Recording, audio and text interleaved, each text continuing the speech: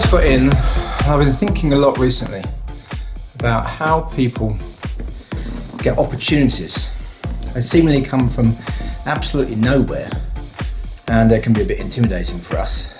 We kind of wonder where they get these opportunities from. And I just think that, God has that for all of us. And there's a really, really good lesson in the story of David and Goliath, and a story that we often hear of when we're kids. But when you look at it as a teenager, you're moving on to university, or you're looking at it as somebody in your workplace and you're going for a promotion or an interview, or any other time, in your life, and there's a real critical message there that can really, really bless us. So I wanted to just read this particular verse here, because really expresses the whole heart of this message, where Saul says, after David has killed Goliath, he says to his army commander Abner, he said, "Whose son is that young man?" And he's known David a bit through his harp playing, but he hasn't really connected his family line and his history. And he's like, how does this kid do this incredible thing?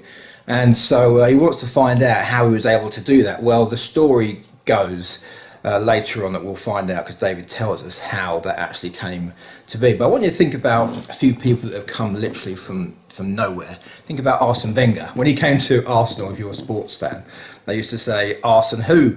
But he's spent years with Grand Passé in Japan, just honing his skills, and he got prepared for the Premier League there. If you're into films, there's a lady called Lupita Nyong'o, and she was in 12 Years a Slave. It was her first film. She got nominated for an Oscar. She came literally out of nowhere, but she'd been prepared for that situation by doing family shows with her brothers and sisters when she was younger. And so it was just, she was used to performing, and she just was able to thrive in that environment. If you think about, if into music, you think about a guy called C6 Steve, who no one had ever heard of until I think it was a New Year's event that Jules Holland did on TV. And shortly after that, he was asked to play Glastonbury, and he went from literally nowhere to playing in front of 120,000 people. But he was prepared for that, because for most of his life, he'd been a journeyman musician and worked in studios. He was really, really kind of used to that, and he played on those big stages before. So he was prepared that way. And I think another example of music is Psy, the guy who did Gangnam Style. Sorry if you don't like that song. But he was, for years before 2012, when the track was released, he'd been making music in his room for ages. And so it was just the next step up, another level, but it's still basically the same kind of thing. And that's really what we see in the story of David and Goliath. Like David, he was someone who had done something in his everyday life.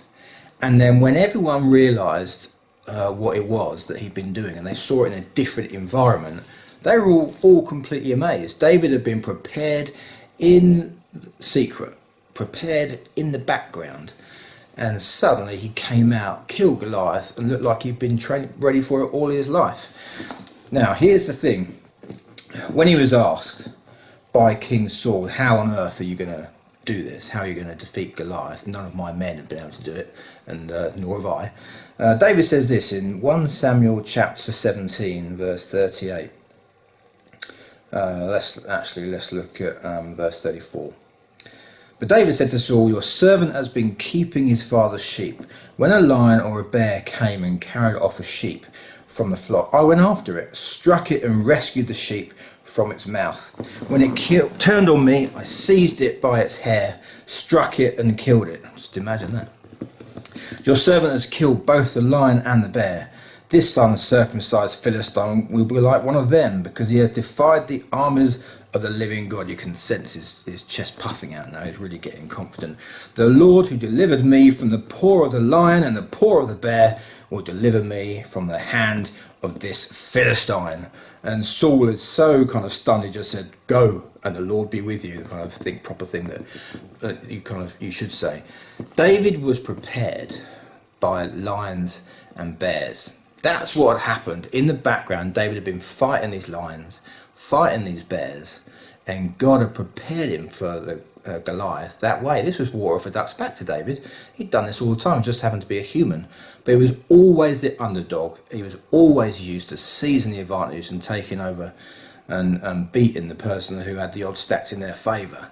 And for David, it was just lions and bears. And that's what God does for us. He prepares us through lions and bears. Now, this is really important, because when you know that, when you know that what you're doing in your everyday life, which may seem normal to you, but when you realise that you've got the exact experience and history and track record for doing something else on a bigger, slightly grander stage, which others may not think you have, you know that God is getting you ready.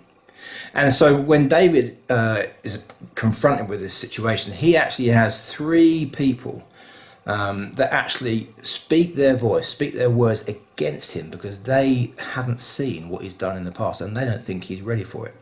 But David is strengthened through this process. So when his brother, in verse 28, Eliab, he says, I know why you've come to the front line. You're just egotistical. You want to prove us wrong. You want to intimidate us. You've got evil heart motives. You want to get all the money and the tax that the king is promising and his daughter's hand in marriage, that kind of thing. And David's like, no, that's not the reason. But the strength that David had, knowing that he'd been prepared through lions and bears, he was able to fend off that voice of his brother. Here's another voice, King Saul himself. King Saul really should have led them out in battle. Every day when Goliath challenged them, should have been King Saul that said, hey, don't you say that to my army, I'm coming to get you. But he couldn't do it. He was the incumbent person. He was the person who was in the first place to do this. And he could do it. So when David came up to him, he spoke to David and said, look, you're a young kid, man. You shouldn't be doing this. And often when we get an opportunity, there's someone who was in that role before us. And they say, well, if I couldn't do it, then you definitely can't do it. You know, they say, well, I've tried that before. But they haven't tried it the way we've been prepared for it. God's prepared us through lions and bears. We are ready. Then there's the third voice, the classic Goliath voice. Got to read this out. Verse 43. He says, am I a dog that you come at me with sticks? Just imagine him scoffing here.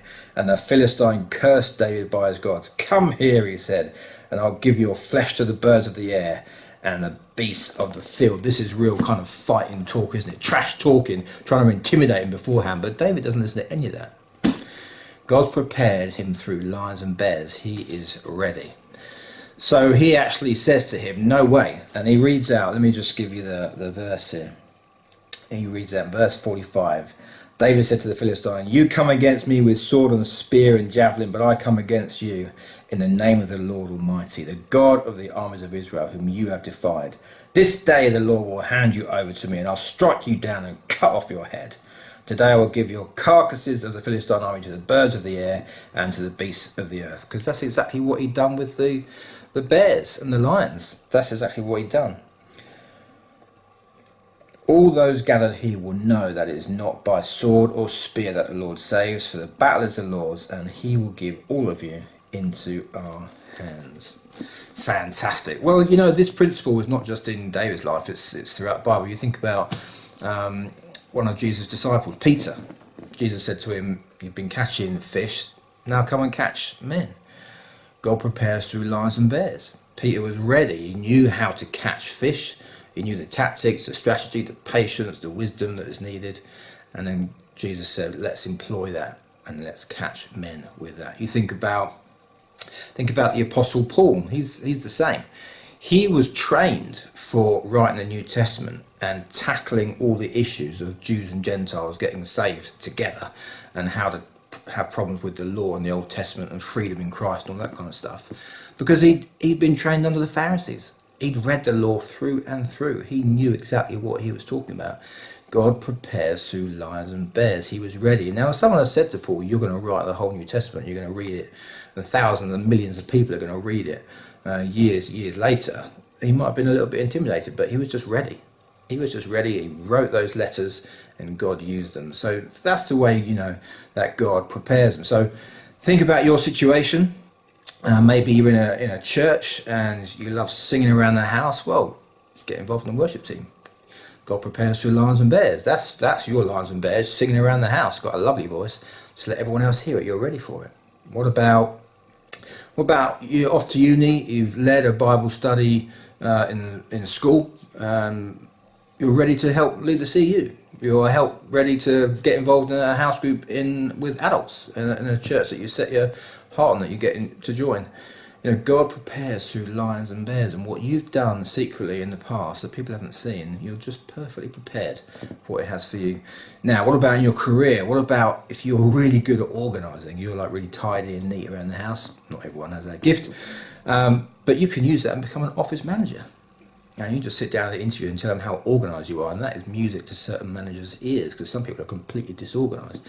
That's a fantastic skill. God prepares through lions and bears. You don't think it's much. You're so used to tidying up. David didn't think it was a big deal killing lions and bears because he'd done it a few times. He was kind of used to it. I'm not saying he wasn't scared by it, but hey, he still did it, like many of us would run a mile, but he got used to it. What about this one, lastly? What about if you enjoy teaching your kids, playing with the kids around the house, and doing exercises with them, reading, writing, games, and you're always making stuff up? You could be a brilliant teacher's assistant. But if you've had kids and you think about getting back into the workplace and you're just really a bit nervous because you've been out of the workforce for a while and you're not sure you've got what it takes, but God prepares through lions and bears.